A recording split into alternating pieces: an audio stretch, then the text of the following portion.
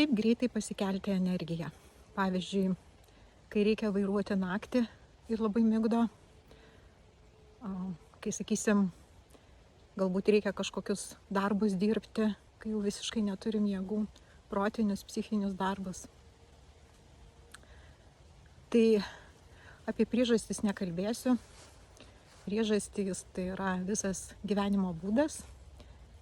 Tiesiog turiu patarimą, kaip ją pasikelti greitai ir svarbiausia pačiom sveikiausiom priemonėm. Ir tai, kas veikia gerai 100%. Ne tik pakelia energiją, bet sutvarko ir kitus, sakysim, fizinius sutrikimus. Norėčiau pirmiausia atkreipti dėmesį į paauglius. Dabar yra labai populiaru energetiniai gėrimai ir mes galim kiek norim drausti paaugliam juos pirkti, bet jie jau dabar šiais laikais turi ir savo banko korteles, ir savo asmeninius pinigus ir tikrai nesukontroliuosim šitų dalykų. Energetiniai gėrimai parduodami parduotuvėje, jie turi be galo daug tiesiog nuodingų priemaišų. Atkreipkime dėmesį į energetinių gėrimų sudėtį. Pavyzdžiui, Red Bull, kuris pasaulyje yra numeris 1 pagal pardavimą. Taigi, maistinė vertė 0, išskyrus kalorijas iš cukraus. Cukraus kiekis 27,5 gramai. Tai yra be proto daug. Ir kas blogiausia, tai naudojami dirbtiniai saldikliai, tokie kaip sakralozė. Sakralozė tai dirbtinis saldiklis 600 kartų saldesnis už cukrų.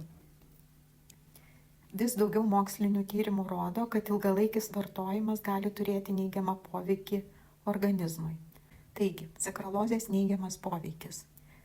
Žarnyno mikrobiotos pažeidimas, sutrikusi cukraus apykaita, toksinės medžiagos kepenims, nervų sistemai, lemia nuotaikų svyravimus, energijos trūkumą ar didesnį poreikį cukrui, apkrauna kepenis ir inkstus, nes organizmas bando pašalinti sintetinius junginius.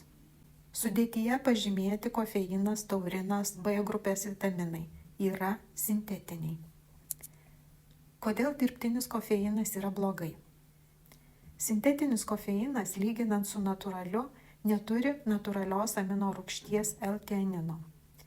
Dėl šios priežasties atsiranda didesnė nervų įtampa, širdies ritmo pagreitėjimas, nerimas, dirglumas. Taip pat didesnė priklausomybės rizika, labiau išsekina antinksčius. Darau šį postą su Neolife kompanijos rekomendacijomis, kur ši kompanija yra sukūrus, kur galima būtų pavadinti energetiniais gėrimais iš visiškai natūralių, nekenksmingų medžiagų. Tai vienas iš tokių gėrimų yra Elevate, kuris neseniai pasirodė Lietuvoje rinkoje.